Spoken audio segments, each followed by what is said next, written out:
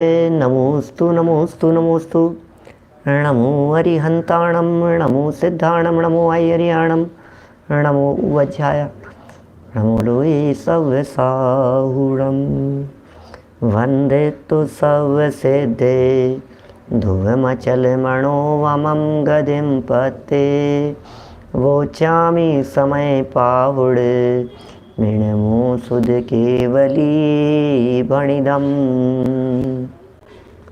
नमः समय साराय स्वानुभूत्या चकासते चेत स्वभावाय भावाय सर्वभावांतर।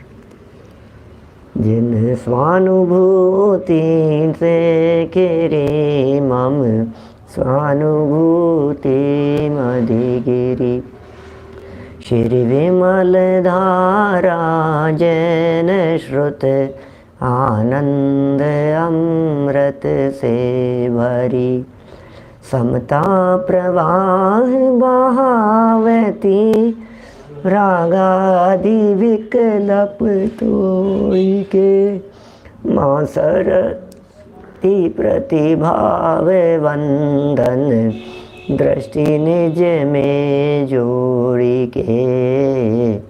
दृष्टि निज में जोड़ी के।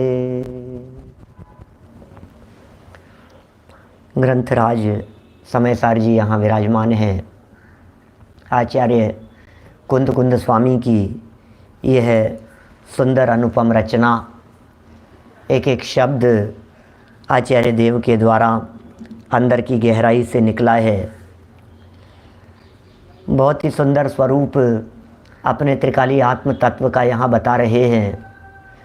ये जो मेरा चैतन्य आत्म तत्व है वो कैसा है, इसे बताने वाली एक बहुत महत्वपूर्ण गाथा आज हम यहाँ प्रारंभ करने वाले हैं। गाथा ही बहुत सुंदर है, उसकी टीका बहुत सुंदर है। निज गायक आत्म तत्व के लिए बड़े अद्भुत विशेषण दिए गए हैं, जिनके माध्यम से इस आत्म तत्व को समझाया गया है कि आत्मा कैसा है, इस आत्मा का स्वरूप कैसा है, इस आत्म तत्व को हम कैसा अनुभव करें। ये सारी बातें वास्तव में अनुभव की बातें हैं, और वो अनुभव का क्या स्वरूप है, वो अनुभव जो शुद्ध नय के विषय का अनुभव होता है, वो विषय कैसा है। यद्यपि पीछे छठी सातवीं गाथा में बता दिया था, 12वीं गाथा में, 13वीं गाथा में, 11वीं गाथा में, सब गाथाओं के अंदर पीछे चर्चाएं तो उसी तरह की आ रही है।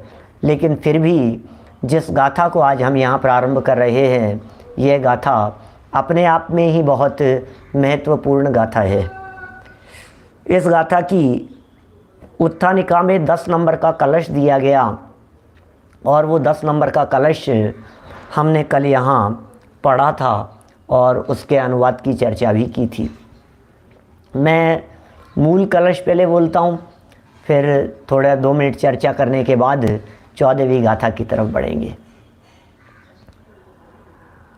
आत्म स्वभावं परभाव भिन्नम आपूर्ण आद्यंत विमुक्तमेकम्। विलीन संकल्प विकल्प जालम प्रकाशयन शुद्ध नयोभ्युदेति। क्या ये भगवान आत्मा कैसा है, पर भावों से भिन्न है, अनादि अनंत है, परिपूर्ण है, संकल्प और विकल्पों से, संकल्प और विकल्पों के जाल से, जाल है ये संकल्प विकल्प का। और ये ऐसा जाल है जो ये अज्ञानी जीव बुनता रहता है। जाल बुनते हैं ना हम, ऐसे मकड़ी के जाल की तरह, हर समय कुछ न कुछ, अब ऐसा, अब ऐसा, अब ऐसा कर लेंगे, अब ऐसा कर लेंगे, अब ऐसा हो जाएगा। ये जो निरंतर दिलो दिमाग में ये जो जाल बना रहता है, ये संकल्प विकल्पों के जाल से मुक्त होने की भावना और प्रेरणा यहाँ दी गई। फिर कहा एक आत्मा का जो स्वभाव है, ये आत्म स्वभाव, ये प्रकाशित होता हुआ, उसे प्रकाशित करता हुआ शुद्ध नए उदय को प्राप्त होता है। तो इस तरह यह कल कलश दिया गया था और ये शुद्ध नए के उदय के साथ साथ सम्यक ज्ञान, उस शुद्ध नए से आत्मा के जानने को सम्यक ज्ञान कह करके पुकारा गया था। आज आगे बढ़ रहे हैं, पेज नंबर 43 पर 1414 नंबर की ये गाथा है। मूल गाथा पढ़ते हैं पहले। जो पसद्य पाणम अबत पुटम अनन्यम नियदम अविशेषम संयुक्तम तम शुद्धनयम वियाणी अबद्ध पुट अनन्य नियत विशेष जाने आत्म को संयोग विरहित भी कहे जो शुद्ध नए उसको कहे। 5 विशेषण दिए, 5 विशेषण आत्म तत्व को समझाने के लिए। 5 बातें ऐसी कही है जिन बातों के आधार पर हम अपने आत्म तत्व को जानने समझने का प्रयत्न करें। बहुत महत्वपूर्ण विशेषण है। इन 5 विशेषणों को याद भी करना है और इनके आधार पर आत्म स्वरूप का निरंतर नियमित चिंतन भी करना है। अबद्ध पुट अनन्य नियत विशेष जाने आत्म को। शब्द कठिन है थोड़े से, है ना। अबद्ध पुट, क्या अबद्ध पुट हिंदी शब्द है, हिंदी पद्यानुवाद है। अबद्ध पुट्ठ शब्द दिया है। अबद्ध पुट्ठ क्या होता है अभी करेंगे चर्चा, 2 मिनट पहले 5 शब्द देख लीजिए जो महत्वपूर्ण है याद करने। अबद्ध पुट्ठ अनन्य नियत, अनन्य अबद्ध स्पष्ट, अनन्य नियत अविशेष। अबद्ध स्पष्ट, अनन्य नियत अविशेष और अंत में है असंयुक्त। 5 हैं। अबद्ध पुट्ठ अनन्य नियत विशेष जाने आत्म को संयोग विरहित भी कहे जो शुद्ध नए उसको कहे। सुनो, अबद्ध पुट्ठ क्या होता है? पुट्ठ माने पृष्ठ, पुष्ट, पुष्ट छूना, स्पष्ट। अबद्ध स्पष्ट ये कहना चाहिए। अबद्ध पुट्ठ माने अबद्ध स्पष्ट, ये पहला पॉइंट है। अबद्ध स्पष्ट माने अबद्ध और अस्पष्ट, माने इस आत्मा का स्वभाव बंधा हुआ भी नहीं है और छूने जैसा भी नहीं है। ये आत्मा का ऐसा स्वभाव है, स्पष्ट नहीं है। क्या स्पष्ट नहीं है? अबद्ध स्पष्ट है। स्पष्ट, स्पष्ट शब्द का अर्थ छूना, छूना। अबद्ध और अस्पष्ट ये एक ही शब्द है, अबद्ध स्पष्ट। अरे भाई, जब कर्म आत्मा को छूता ही नहीं है तो कर्म ने आत्मा को बांधा, ये बात कैसे बनेगी? हम कहें इस व्यक्ति ने मुझे पकड़ लिया, कोई व्यक्ति ये बात कहे इसने मुझे पकड़ लिया, और फिर बाद में ये कहा जाए यद्यपि ये इसको छू नहीं सकता लेकिन फिर भी पकड़ लिया, ये कैसे होगा? तो हो ही नहीं सकता है ना।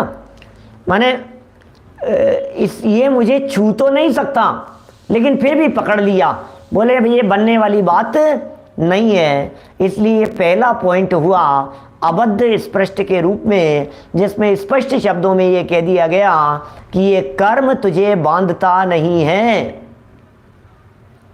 क्या? ये कर्म तुझे छूता नहीं है। कर्म ने आज तक कभी तुझे छुआ ही नहीं। अरे क्या बात कह रहे हैं, किस लेवल पर जाकर के ये बात कह रहे हैं आत्म तत्व के संदर्भ में, विचार गंभीरता से करना पड़ेगा। क्योंकि आज तक हम अनादिकाल से कर्म का नाम लेकर के भी, कर्मों के ऊपर दोषारोपण करके भी हम स्वच्छंदी बने रहे। और पंडित जी साहब ने 311 नंबर पेज पर मोक्ष मार्ग प्रकाशक में ये कहा, भाई तो स्वयं तो मेहनत बने रहना चाहता है और अपना दोष कर्म के ऊपर लगाता है। क्या सही है? आप स्वयं तो मेहनत बने रहना चाहता है क्या, और अपना दोष कर्म के ऊपर लगाता है। नहीं चलेगी ये बात। जैन दर्शन में ये अनीति संभव नहीं है, ये अनीति है। अपना दोष दूसरे के ऊपर लगा देना, ये जैन दर्शन इस अनीति का निषेध करता है। क्या लिख रहे हैं, क्या कह दिए? अवध स्पष्ट। अरे भाई, कोई कर्म तुझको छुआ नहीं, तुझे कुछ भी तो हुआ नहीं। कोई कर्म तुझे छुआ नहीं, तुझे कुछ भी हुआ नहीं। अरे ये कर्म करता है, ये कर्म मुझे बांधता है, ये कर्म मुझे पीड़ित करता है, ये कर्म मुझे परेशान करता है। ये जो मान्यता है ये बहुत बड़ी मिथ्या मान्यता है। रोजाना पूजन करने वाले, देव शास्त्र गुरु भगवान की पूजन करने वाले और उसमें धूप का छंद बोलने वाले, रोजाना समर्पित करने वाले लोग भी जब कर्म को कर्ता धर्ता कहते हैं तो बात समझ में नहीं आती। यद्यपि कुंदाचार्य देव आगे बंद अधिकार में निमित्त नैमित्तिक संबंध से कर्म से होने वाले परिस्थितियों की चर्चा भी करेंगे, आगे चलकर के ये बात कहेंगे। लेकिन ये कह रहे हैं यहाँ कर्म से भिन्न देख भाई। क्या कर्म का उदय तो आता है, कर्म का उदय भी दिखता है। कर्म का उदय और कर्म से के उदय जन्य परिस्थितियां, उनके साथ में निमित्त नैमित्तिक संबंध, इनका रंच मात्र भी निषेध नहीं है। इनका बिल्कुल भी निषेध नहीं है। आत्मा के साथ में बिल्कुल निमित्त नैमित्तिक संबंध है।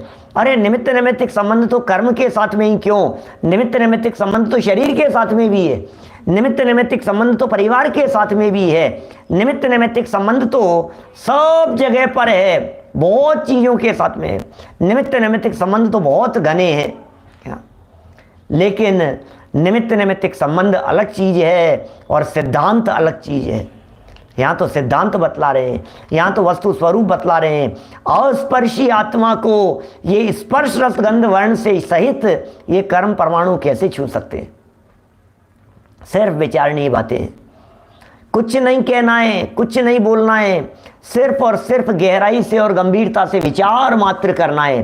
किस बात का विचार करना है? देखो जरा मैं कौन हूं, देखो जरा मेरा क्या स्वरूप है, देखिए जरा ये जो कर्म है, ये कर्म में वास्तव में पुद्गल है। जिन कर्मों की हम चर्चा करें, ये कर्म सच में पुद्गल है, जड़ है। ये कर्म धूल की तरह, मिट्टी की तरह है। जैसे धूल आकर के आपके बदन पर चिपकती है, क्या उस तरह से ये कर्म वाली धूल आत्मा के साथ में आकर के चिपकती है। लेकिन समस्या ये है कि आत्मा के साथ में चिपकने के लिए आत्मा में एक स्पर्श नाम का गुण चाहिए, जो आत्मा में है नहीं। थोड़ा गंभीरता से विचार करने की कोशिश करना, तो ये कर्म वर्गणाएं, जिन्हें कर्मण वर्गणा कहा जाता है, ये कर्म वर्गणाएं आत्मा के साथ में चिपके कैसे? यदि आत्मा ही अस्पर्शी है तो हाथ को छूना हो तो छू जाएगी, तो वो कहाँ चिपकती है फिर? प्रश्न तो उठता है, आखिर वो कहाँ चिपकती है? आखिर वो जाती कहाँ है? आखिर वो रहती कहाँ है? बोलो, जिज्ञासा तो उठती है इस तरह की। ये जो कर्म है, ये कर्म, ये आत्मा है मान लो, और इस आत्मा में स्पर्श नाम का गुण हो तो टच करे ये कर्म आकर के। अब ये कह रहे हैं आत्मा अस्पर्श है, अबद्ध स्पष्ट है। इसका मतलब आत्मा बंधा ही नहीं है और कर्म ने इसको छुआ भी नहीं है। ये बात इस बोल के माध्यम से कहना चाह रहे हैं। तो फिर कर्म कहाँ बंधे हैं, कर्म उदय में कहाँ आते हैं, फिर परिस्थितियाँ किस प्रकार की है, ये सारी बातें कैसे बनेगी? सुनो भैया, ये आत्मा और ये चारों तरफ बिना छुए हुए कर्म, कर्म से कर्म चिपके हैं, आत्मा से दूर है। आत्मा क्या, जहां आत्मा है वहीं पर है ना चारों तरफ, आत्मा में तो छुएंगे ही नहीं, तो कर्म से छिपेंगे। इधर इधर भी पुद्गल का परमाणु, कर्म का परमाणु, और इधर भी कर्म का परमाणु, और दोनों कर्म के परमाणु आपस में एक दूसरे से चिपके, बीच में आत्मा है। आत्मा अस्पर्शी है, आत्मा को टच नहीं किया है। आगे उदाहरण सहित 5 बातों के लिए 5 उदाहरण दिए हैं यहाँ पर। जल में डूबे हुए कमल पत्र का उदाहरण दिया है, बड़ा गजब का उदाहरण है। अभी जब नीचे बढ़ेंगे अपन और जब टीका की तरफ बात करेंगे तो विषय वस्तु खुलेगी थोड़ी सी।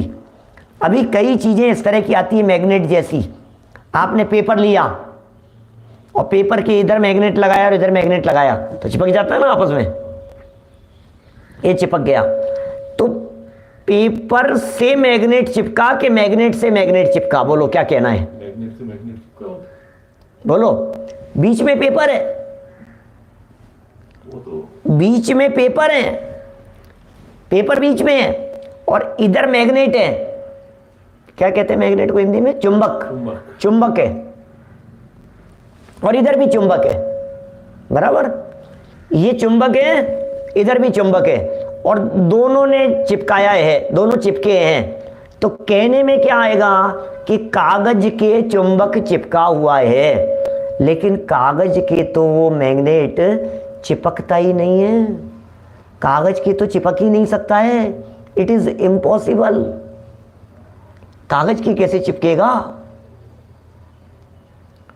बिल्कुल असंभव है, बिल्कुल असंभव है। क्या ये जो मैग्नेट है, ये मैग्नेट की ही चिपकी है। बहुत बारीकी से समझने वाला हर व्यक्ति इस बात को अच्छे से समझ सकता है। हम यही बात कहना चाह रहे हैं। ये आत्मा है बीच में, आत्मा है पेपर के स्थान पर, आत्मा है कागज के स्थान पर। क्या? और ये जो मैग्नेट है और ये जो मैग्नेट है, ये दोनों हैं कर्म परमाणुओं के स्थान पर। क्या? ये तत्काल का उदाहरण है मेरा अभी का। क्या? मैंने अपनी जिंदगी में कभी ये उदाहरण दिया नहीं है ऐसा, न कभी सुना किसी से, लेकिन ये तो विषय आया ना तो सहज उपजती है बात दिमाग में। ये लगाओ आत्मा, क्योंकि सिद्ध ये करना है हमारे को कि कर्म से कर्म चिपकते हैं, सिद्ध ये करना है। क्या मतलब वस्तु स्थिति तो यही है ना, सिद्ध क्या करना है ये बतलाइए। क्योंकि कर्म परमाणु में स्पर्श नाम का गुण है और दूसरे कर्म परमाणु में स्पर्श नाम का गुण है। क्या? तो अब दोनों साथ में हैं, बराबर। अब दोनों साथ में हैं और बीच में कागज है, बीच में आत्मा है। तो पुद्गल के कर्म परमाणु और पुद्गल के कर्म परमाणु ये दोनों साथ में जुड़े हुए हैं और बीच में आत्मा है। अब चूंकि आत्मा बीच में है तो यही कहा जाएगा कि आत्मा बंधा। जैसे वो प्रसिद्ध उदाहरण जो कई बार आपने सुना है, मैं देता रहता हूं, रस्सी से रस्सी बंधी, मोक्ष मार्ग प्रकाशक में आई ना बात। रस्सी से रस्सी बंधी, गाय के गले में हमने रस्सी बांधी और गाय के गले में रस्सी को घुमाया और रस्सी के एक कॉर्नर को उस रस्सी के दूसरे कॉर्नर से बांधा। क्या? तो अब पूरे रस्सी से रस्सी की गांठ बांधी ना अपन ने, और हमने क्या कहा? गाय बांध दी भाई साहब। क्या? देखा, गाय को बांध दिया। तो बताओ गाय की गर्दन से रस्सी बंधी कि नहीं? क्या कहेंगे आप? गाय की गर्दन से रस्सी बंधी है या नहीं बंधी है? क्या कहना है आपको? हम कहेंगे साहब गाय की गर्दन से रस्सी, गाय की गर्दन से तो नहीं बंधी है। तो बंधी है, दोनों ही बातें कह सकते हैं। अरे भाई नहीं बंधी है ये तो दिख रहा है अभी समझाने से कि रस्सी से रस्सी बंधी है, लेकिन जहां रस्सी से रस्सी बंधी है वहां बीच में कौन है? बीच में गाय की गर्दन है। बोला यही है, तो यही कहा जाएगा कि गाय बंध गई है। बस ये बात यहाँ ये समझाना चाह रहे हैं भाई साहब, इसके माध्यम से ये बात दिखाना चाह रहे हैं कि जिस तरह से गाय बंधी हुई दिखती है रस्सी के बीच में, उसी तरह से कर्मों के बीच में ये आत्मा बंधी हुई दिखाई देती है। इसी तरह से अभी देखो, यदि गहराई से जाकर के विचार किया जाए तो गाय की गर्दन तो बंधी ही नहीं है, और गहराई से जाकर के विचार किया जाए तो ये आत्मा तो अबंध है, आत्मा तो बंधा ही नहीं है, आत्मा तो सदा काल मुक्त है। इसलिए द्रव्य दृष्टि से देखा जाए तो आत्मा को त्रिकाल मुक्त कहा जाता है, वो त्रिकाल मुक्त है। ये एंगल है देखने का, ये दृष्टिकोण है, झूठ नहीं है, ये परम सत्य है, ये परम सत्य बात है भाई साहब। आत्मा कभी बंधा ही नहीं है। जो नवी उपजई नवी मरई बंधु ने मोक्कू करई, ये आत्मा न उत्पन्न होता है, न ये आत्म तत्व मरता है, न आत्मा को बंध होता है, न आत्मा को मोक्ष होता है। अनेक बार हमारे तार्किक वितरागी संतों ने इस प्रकार के तर्क दिए हैं, अरे भव्य प्राणी तू आत्मा को मुक्ति की बात करता है, हम ये कहते हैं ये आत्मा बंधा ही नहीं है। जब बंधा ही नहीं है तो फिर मुक्ति की बात भी निरर्थक सिद्ध होती है, मुक्ति की बात भी झूठी सिद्ध होती है, क्योंकि जो बंधता है वो मुक्त होता है, जो बंधा नहीं है वो मुक्त भी नहीं होता है। बंधेगा वो मुक्त होगा। जगत में किसी व्यक्ति से ये कहा जाए कि भैया आप जेल से कब छूटे, कब छूटे आप जेल से, वो क्या जवाब देगा? क्या ये पूछे आप छूट गए कि नहीं छूटे? क्या छोटे छोटे से बच्चे स्कूल कक्षाओं में पढ़ने वाले कभी ऐसा पूछते हैं, तूने झूठ बोलना छोड़ दिया क्या, तूने चोरी करना छोड़ दिया क्या? सामने वाला क्या जवाब देगा? हाँ या नहीं? है? तुमने चोरी करना छोड़ दिया क्या कि नहीं?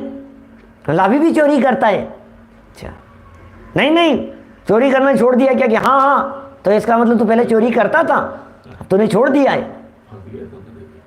यही बात यहाँ कहना चाह रहे हैं, करता ही कब था चोरी भैया, मैं तो छोड़ने का कहाँ सवाल है। इसी तरह से कहना चाह रहे हैं, ये जो हमारा ज्ञायक आत्म तत्व है, इस आत्म तत्व की मुक्ति की जब चर्चा जनागम में की जाती है तो ये कहा जाता है, अरे मुक्ति की नहीं मुक्त की चर्चा करो, मुक्ति को नहीं मुक्त को देखो। क्या बंधने से छूटने वाले को नहीं, सदा काल जो मुक्त है उसे देखो। ये 5 विशेषण देना चाहते हैं यहाँ पर। क्या ये 5 पॉइंट देकर के इस आत्म तत्व के स्वरूप को स्पष्ट करेंगे। अपने इस चैतन्य आत्म तत्व के स्वरूप को जरा देखना। 5 तरह के मुक्त जीव होते हैं, आप जानते हैं 5 तरह के मुक्त होते हैं। क्या 4 भी कहे जाते हैं। एक दृष्टि मुक्त, क्या एक मोह मुक्त, एक जीवन मुक्त और एक देह मुक्त। ये 4 प्रकार के मुक्त कहे जाते हैं। शास्त्रों में 4 प्रकार के मुक्त जीवों की चर्चा आती है। दृष्टि मुक्त, मोह मुक्त, जीवन मुक्त और देह मुक्त, ये 4। और एक 5वां और जोड़ दिया जाना चाहिए, जोड़ सकते हैं, कह ही सकते हैं 5वां। वो कौन सा मुक्त है? बोले स्वभाव मुक्त। क्या स्वभाव मुक्त। पहले नंबर पर क्या है? दृष्टि मुक्त। दृष्टि मुक्त होता है 4थे गुणस्थान में। 4थे गुणस्थानवर्ती जीव वो दृष्टि मुक्त है, दृष्टि से मुक्त है, दृष्टि अपेक्षा से मुक्त हो गया है, वो मुक्त स्वभाव को पहचान लिया। फिर दूसरा मुक्त है मोह मुक्त। वो होता है 10वें गुणस्थान के अंतिम समय में, ये मोह मुक्त हो गया, अब मोह नहीं बचा इसका। फिर होता है 12वें गुणस्थान में जीवन मुक्त, अब मौत नहीं होगी, अब मरेगा नहीं कभी भी, ये जीवन मुक्त हो गया। और 14वें गुणस्थान के पार होने पर होता है देह मुक्त, अब शरीर से भी मुक्त हो गया, अब शरीर भी नहीं मिलेगा, शरीर भी छूट गया। 14वें से पार होकर के 14वें तक भी शरीर है ना, लेकिन अयोगी अवस्था है, योगों की चंचलता नहीं है और खत्म हो गया। अब कौन सा मुक्त हो गया? बोले देह मुक्त हो गया। सिद्ध भगवान देह मुक्त हैं। अनंत भगवान या 12वें गुणस्थानवर्ती वो जीवन मुक्त हैं, 10वें गुणस्थानवर्ती मोह मुक्त हैं, चौथे गुणस्थानवर्ती दृष्टि मुक्त हैं। बोलिए इस काल में मुक्ति होती है या नहीं होती? दृष्टि मुक्ति तो हाँ। होती। बहुत पुरानी बात है, मैं समझता हूँ कोई 2005 के आसपास की बात होगी। घाटकोपर में महाजनवाड़ी में अध्यात्म स्टडी सर्किल के द्वारा प्रवचन होते समय एक बार वहाँ हमने एक विषय था हमारा कि क्षेत्र और काल मुक्ति में साधक या बाधक, ऐसा एक टॉपिक था घाटकोपर में। क्षेत्र और काल मुक्ति में साधक या बाधक? बाधक तो नहीं, या बाधक हैं क्या? क्या पंचम काल भरत क्षेत्र मुक्ति में बाधक है क्या? तो हमने कई एंगल से उसमें चर्चा की। पूरा पौन घंटे 1 घंटे का प्रवचन था, उसमें विस्तार से चर्चा की थी। पता नहीं कहीं रिकॉर्डिंग भी यदि कहीं होगी तो होगी, मुझे तो ख्याल में नहीं है। करते होंगे वो लोग, उनके पास में हो सकती है। लेकिन मैं ये कहना चाहता हूँ, सुनो, अभी हम ये कहना चाह रहे हैं यहाँ पर आपको कि उसमें हमने ये पॉइंट भी बीच में बताया कि भैया सुनो, देह मुक्ति भले ही नहीं हो, मोह मुक्ति भले ही नहीं हो, जीवन मुक्ति भले ही नहीं हो, लेकिन इस पंचम काल में भी आज अभी बैठे बैठे आपको मुक्ति की प्राप्ति हो सकती है। कि पंडित जी क्या कह रहे हो, आपके मुंह में घी शक्कर, क्या आप क्या कह रहे हो? अभी बैठे बैठे मोक्ष हो सकता है हमारे को? कि हाँ हो सकता है। बोले कौन सा मोक्ष हो सकता है? बोले उस मोक्ष को कहते हैं दृष्टि मुक्त। क्या ये दृष्टि मुक्त है भाई साहब? ये व्यक्ति कभी भी दृष्टि मुक्त हो सकता है, आज अभी दृष्टि मुक्त हो सकते हैं। भगवान महावीर स्वामी निर्वाण दिवस के प्रसंग पर उन्होंने देह मुक्ति की प्राप्ति की थी, क्या? लेकिन दृष्टि मुक्त तो वे शेर की पर्याय में ही हो गए थे, क्या? दृष्टि मुक्त तो वे 10 भाव पहले हो गए थे, क्या? और निर्वाण दिवस के प्रसंग पर कार्तिक कृष्ण अमावस्या के दिन, वास्तव में तो चतुर्दशी के अंतिम पहर की चर्चा है सब जगह पर, अमावस्या शब्द आया ही नहीं है कहीं। ये तो बाद में व्याख्याकारों ने, छंद लेखन करने वालों ने अमावस्या, कार्तिक कृष्ण अमावस्या, अमावस्या जोड़ दिया। वास्तव में तो चतुर्दशी का दिन है, लेकिन चतुर्दशी खत्म होने की कगार पर थी, क्या? आज अमावस्या है, तो अमावस्या शुरू होने के ठीक पहले प्रातः काल प्रत्युष बेला में, उस बेला में भगवान महावीर स्वामी ने कौन सी मुक्ति प्राप्त की? देह मुक्ति प्राप्त की। शरीर से मुक्त हो गए, अब शरीर धारण नहीं करेंगे। हमें देह मुक्ति नहीं होती है। हॉस्पिटल में दुख पाने वाले व्यक्तियों को कभी कभी इच्छा मुक्ति या देह मुक्ति की बात करते हैं लोग। ये कहते हैं कोई बात नहीं, अब तो इनको मर जाने दो, इन्हें देह मुक्ति दे दो। नहीं भैया, ये देह मुक्ति नहीं है। क्यों नहीं है? क्योंकि अभी कारमाण देह मौजूद है, अभी तेजस देह मौजूद है, और नया देह दोबारा मिलने वाला है। देह मुक्ति तो उसे कहते हैं जिसके बाद में दोबारा देह नहीं मिलेगी, उसका नाम देह मुक्ति होता है। क्या देह मुक्ति किसका नाम है? क्या वो देह मुक्ति होती है जब सिद्ध दशा की प्राप्ति होती है। तो ये 4 प्रकार के मुक्त हो गए। लेकिन ये चारों प्रकार की मुक्ति कैसे होती है ये बताओ? बोले चारों प्रकार की मुक्ति होती है स्वभाव मुक्ति का अवलंबन लेने पर, वो 5वां मुक्त है। अरे 5वां क्या है? चारों में व्याप्त मुक्त है। इसलिए 5वां नंबर देना हो तो दो, 1 नंबर देना हो तो दो, नंबर 1 देना हो तो दो उसे, और 5वां नंबर नहीं देना हो तो इसमें भी स्वभाव मुक्त है, इसमें भी स्वभाव मुक्त है, इसमें भी स्वभाव मुक्त है, और इसमें भी स्वभाव मुक्त है। चारों में स्वभाव मुक्त गर्भित है। स्वभाव तो त्रिकाल मुक्त है। स्वभाव से तो ये आत्म तत्व सदा काल मुक्त है, उसका नाम है। और उस मुक्त स्वभाव को, उस मुक्त स्वभाव को जिस जीव ने अपनी दृष्टि में लिया, जिस दृष्टि में वो मुक्त स्वभाव आ गया, उस दृष्टि का नाम है दृष्टि मुक्त।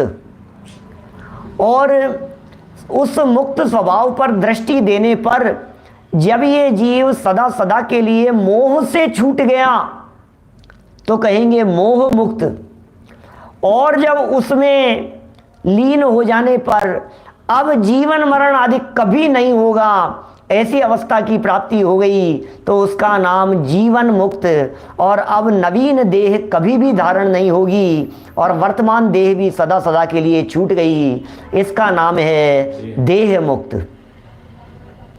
उसी स्वभाव, उसी दृष्टि मुक्त, ये जो देह मुक्त जीव है, भगवान महावीर स्वामी वर्तमान में सिद्धालय में बैठे हुए, मैं पूछना चाहता हूं आपसे, जो महावीर भगवान सिद्धालय में पावापुरी से सिद्धालय में जाकर के विराजमान हो गए, ऊपर जाकर के विराजमान हो गए हैं, वे अनंत काल तक कैसे टिके रहेंगे, क्या देखते रहेंगे? बोले मुक्त स्वभाव को देखते रहेंगे, इसलिए वे देह मुक्त बने रहेंगे।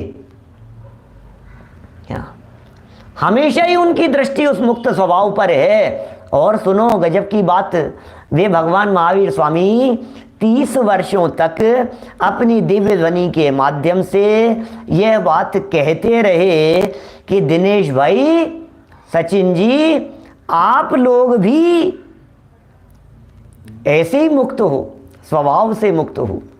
क्या ये कहते रहे वे हमेशा 30 सालों तक। उनकी वाणी में रोजाना ये बात आती रही, रोज ये बात आती रही, हर्षवर्धन जी आप भी मुक्त हो, आप भी मुक्त हो। प्रकाश जी चावड़ा साहब सूरत से, बोलो।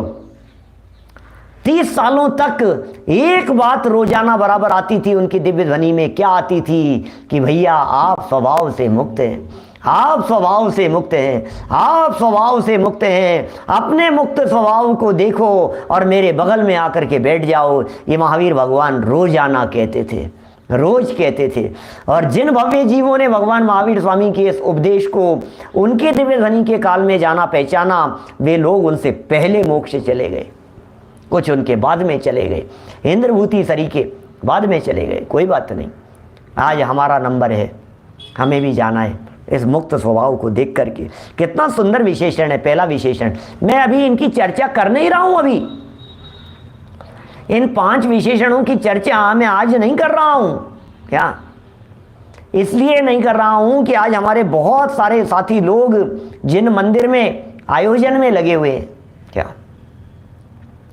भगवान महावीर स्वामी के निर्वाण दिवस के प्रसंग पर जगह जगह आयोजन हो रहे हैं, सभाएं चल रही है, इसलिए मैं आज विस्तार से चर्चा नहीं करूंगा। क्या लेकिन फिर भी मूल बातें आपको जरूर बताऊंगा कि ये गाथा क्या है, इस गाथा का हार्द क्या है, ये गाथा क्या दिखाने वाली है। ये गाथा एक्सरे करने वाली है, ये गाथा सोनोग्राफी करने वाली है, ये गाथा अंदर से दिखाने वाली है, ये गाथा अंतरंग से दिखाने वाली है अपने स्वरूप को। ये गाथा ऐसे स्वरूप को दिखाएगी जो स्वरूप आप में सदा काल मौजूद है। ये गाथा उस सौंदर्य को दिखाएगी जो सौंदर्य मिटता नहीं है। ये गाथा उस सुंदरता को दिखाएगी जो सुंदरता अविनाशी है, उस सुंदरता को दिखाएगी। अभी चलेगी 2-4 दिन ये गाथा, क्या 2-4 दिन चलेगी अभी ये गाथा। क्या बातें कही है इस गाथा में, पढ़े जरा एक बार, देखो। ये पद्यानुवाद याद करना, 5 बातें याद करनी है। नंबर 1 क्या है? अबद्ध स्पृष्ट। क्या क्या नंबर क्या है? पहला नंबर अबद्ध स्पृष्ट। नंबर दूसरा अनन्य नियत। क्या क्या हो गए? अबद्ध स्पष्ट, अनन्य, नियत, अविशेष, अविशेष और असंयुक्त। क्या अबद्ध स्पष्ट, अनन्य, नियत, अविशेष और असंयुक्त। नहीं करेंगे। 5 के लिए 5 उदाहरण दिए, सबके लिए एक एक उदाहरण दिए हैं। सबको बहुत सुंदर ढंग से खोला है अमृत चंद्राचार्य देव ने, सूक्ष्म दृष्टि से जाकर के खोला है, अनेकांतिक दृष्टिकोण से उनकी व्याख्या की है। 5 हो गए। जरा देखिए पद्यानुवाद पढ़ता हूं, इसमें 5 देखेंगे आपको। अबद्ध पुट अनन्य नियत विशेष जाने आत्म को, संयोग विरहित भी रहे जो शुद्ध नय उसको कहे। क्या कह रहे हैं? जो नय आत्मा को बंध रहित और पर के स्पर्श रहित, अनटच स्वभाव। अरे जब मेरा स्वभाव अनटच है तो दुनिया की कोई ताकत मुझे छू नहीं सकती है। जब कर्म ही मुझे नहीं छू सकता है तो फिर देह मुझे कैसे छुएगी? जब कर्म ने मुझे नहीं छुआ, जब देह ने मुझे नहीं छुआ, तो मैं आपसे पूछना चाहता हूं कि ये तलवार मुझे कैसे छुएगी? जब कर्म ने मुझे नहीं छुआ, देह ने मुझे नहीं छुआ, तो फिर ये चक्कू, छुरी, तलवार, बंदूक की गोलियां, ये मुझे कैसे छू सकती है? फिर सामने वाले व्यक्ति ने मुझे पीटा या पीट सकता है, ये बात कैसे बन सकती है? फिर कोई मुझे नुकसान पहुंचा सकता है, ये बात कैसे बन सकती है? कितनी गंभीरता है बात में, बात कितनी गंभीर दृष्टि से कह रहे हैं। जो नए आत्मा को बंध रहित और पर के स्पर्श से रहित, अन्यत्व रहित, क्या कह दिया? ये पहला पॉइंट है। ये बंध रहित और स्पर्श रहित, ये दो पॉइंट नहीं है। बंध रहित और स्पर्श रहित ये एक नंबर का पॉइंट है। क्या? अबद्ध स्पष्ट, अबद्ध स्पष्ट, आ अक्षर जो है ये दोनों के साथ में लगेगा। जैसे अपन कहते हैं ना अनादि अनंत, अनादि निधन। अनादि अनंत तो ठीक है, अपन कहते हैं अनादि निधन। आत्मा कैसा है? बोले साहब अनादि निधन वस्तु है, अनादि निधन। तो बोले अनादि का मतलब तो जिसकी शुरू नहीं है, और निधन तो अनादि निधन कह रहे हो आप, तो निधन मत कहो। अरे भाई अनादि निधन एक शब्द है। क्या? अनादि निधन एक शब्द है। और ये जो अनादि निधन शब्द है, जैसे इसके दो करते हैं तो जो शुरू वाला आ है ये आदि दीपक होने से ये पीछे भी जुड़ जाता है।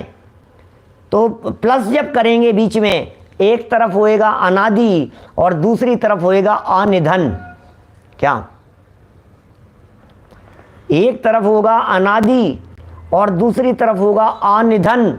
तो अनादि निधन का अर्थ आदि भी नहीं है और अंत भी नहीं है। इसी तरह से अबद्ध स्पष्ट, तो अबद्ध और अस्पृष्ट। अबद्ध माने बंधा नहीं है, अस्पृष्ट माने छुआ नहीं है। जो नए आत्मा को बंध रहित और पर के स्पर्श से रहित, ये पहला पॉइंट। नंबर दूसरा, अनन्यत्व। अनन्यत्व, अन्यपना जिसमें नहीं है, अनन्यत्व। नंबर तीन, चला चलता रहित। क्या? चला चलता रहित, चल अचलपना नहीं है जिसमें, इसका नाम होता है नियत। नियत, चलायमान नहीं होगा, चल अचलता से रहित है। ये पॉइंट नंबर हो गया 3, फिक्स। अबद्ध स्पष्ट, अनन्य हो गया, अन्यत्व रहित। फिर चला चलता रहित माने नियत, और फिर कह दिया विशेष रहित माने अविशेष, एवं अन्य के संयोग से रहित। इसका मतलब असंयोगी, असंयुक्त। ये पांचवा पॉइंट हो गया, असंयुक्त। देखता है, जानता है।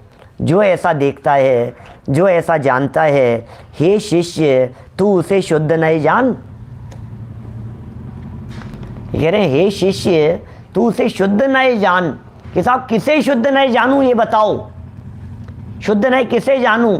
कि बोले शुद्ध नहीं उसे जान जो सदाकाल एक रूप रहता है।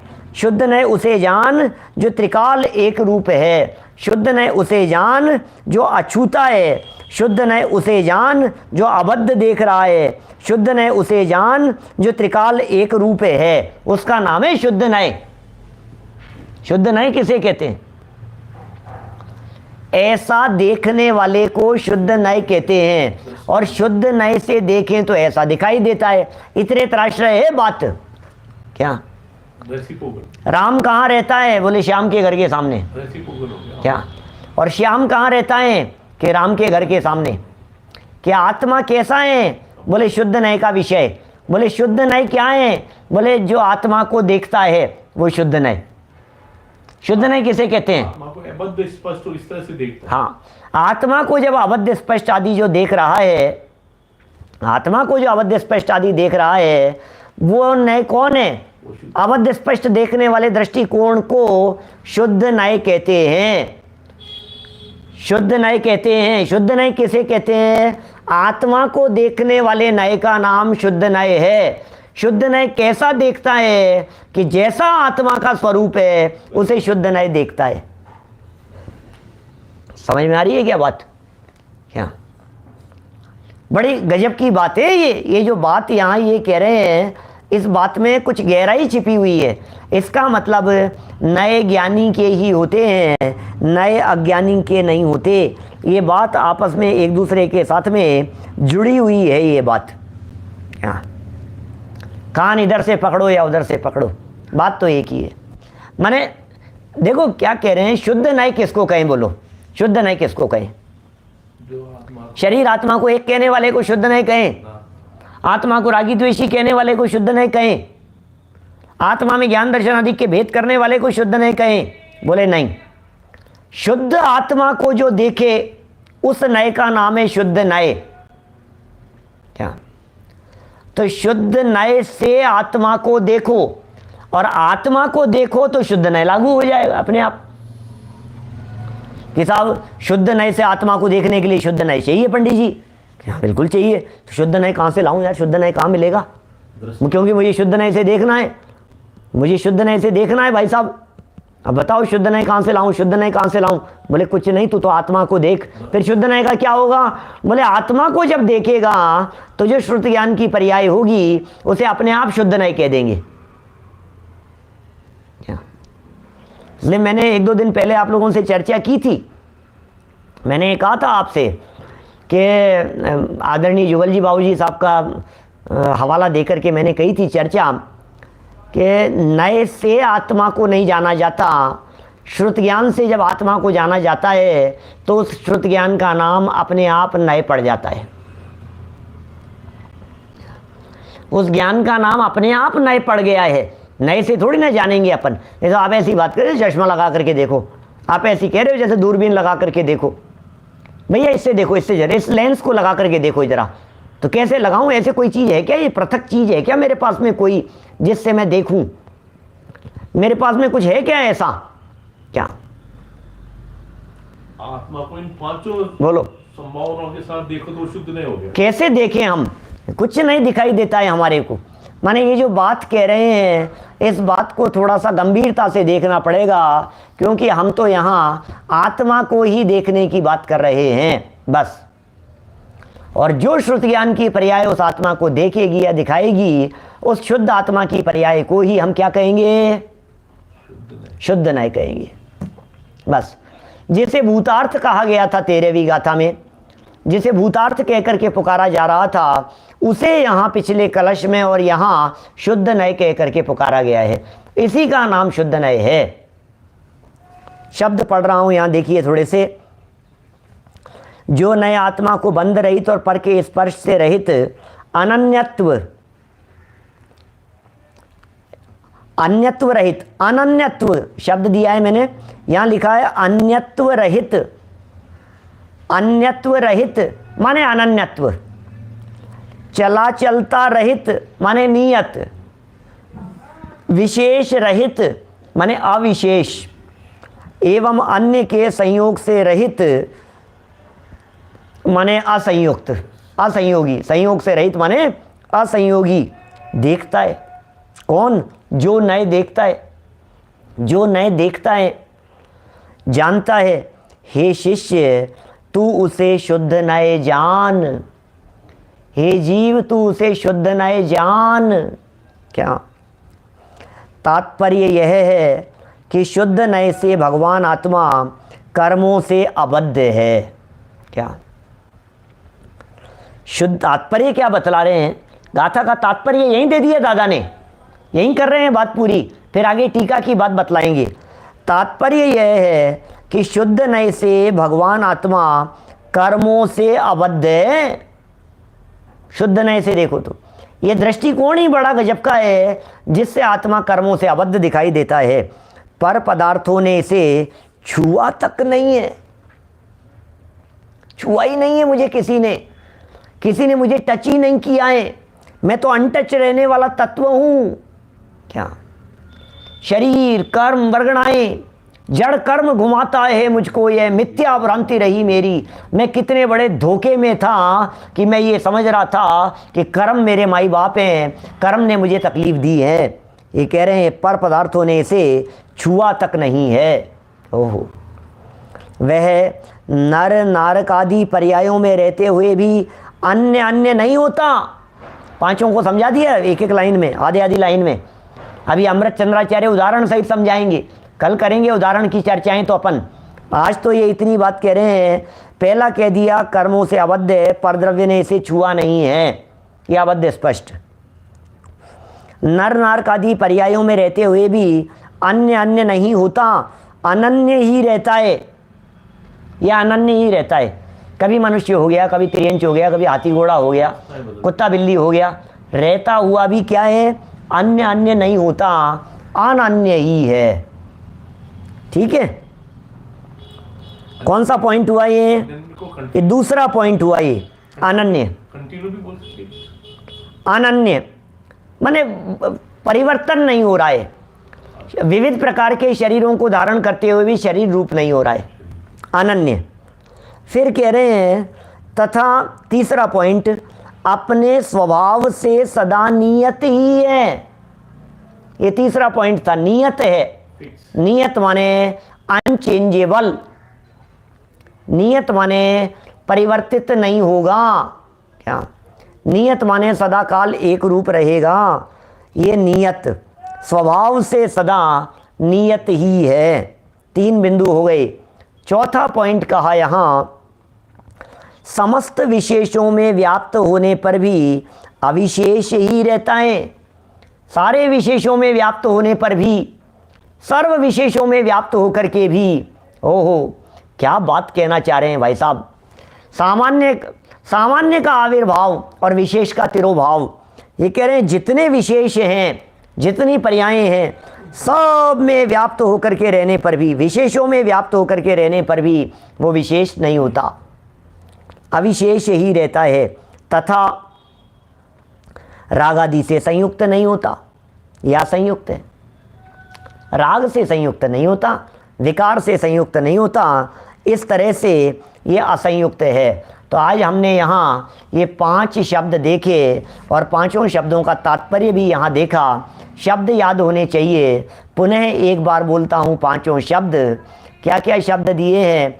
अबद्ध, स्पष्ट, अनन्य, नियत, अविशेष और असंयुक्त। अबद्ध, स्पष्ट, अनन्य, नियत, अविशेष और असंयुक्त, ये 5 विशेषण दिए गए हैं। इन पांचों विशेषणों के संदर्भ में आधी आधी लाइन में तो यहाँ बात कह दी गई है। देखिए 2 लाइन और पढ़ता हूँ। यह गाथा शुद्ध नय के विषय को स्पष्ट करने वाली अत्यंत महत्वपूर्ण गाथा है। ज्ञायक भाव प्रबोधिनी के टीकाकार इस गाथा के संदर्भ में अपने भाव व्यक्त करते हुए लिख रहे हैं, यह गाथा शुद्ध नय के विषय को स्पष्ट करने वाली, स्पष्ट कर रही है। शुद्ध नय का विषय क्या है, माने परम शुद्ध निश्चय नय का विषय क्या है प्रवीण जी साहब। माने ये जो बात कही है, ये कह रहे हैं शुद्ध नय के विषय को स्पष्ट करने वाली अत्यंत महत्वपूर्ण गाथा है। महत्वपूर्ण नहीं, अत्यंत महत्वपूर्ण गाथा है। इस पर आचार्य अमृतचंद्र ने जो टीका लिखी है, ओहो क्या कहें भाई साहब। अमृतचंद्राचार्य देव ने तो मानो अमृत भर दिया है इसमें। उन्होंने जो यहाँ टीका लिखी है वह भी अत्यंत गंभीर है। ओहो, बहुत गंभीर टीका है और उसका भाव इस प्रकार है। माने वो जो टीका है, उस टीका का भाव कहें, उस टीका का अनुवाद कहें, उस टीका के शब्द जिसमें 5 बोल भी दिए हैं और 5 बोलों को समझाया भी है और 5 बोलों को उदाहरण सहित समझाया है और एक एक उदाहरण दे दे करके एक एक की चर्चा की है। थोड़े मार्मिक चर्चाएं हैं। आज तो हमने ऊपर ऊपर से चर्चा इसके बारे में आपसे की है। कल से अमृत चंद्राचार्य द्वारा बरसाए गए अमृत को आधार बना करके कल से हम इस चर्चा को आगे बढ़ाएंगे। टीका की चर्चा कल करेंगे। अभी जनवाणी स्तुति। निज निधि निज में बताई, यह अनंत उपकार है।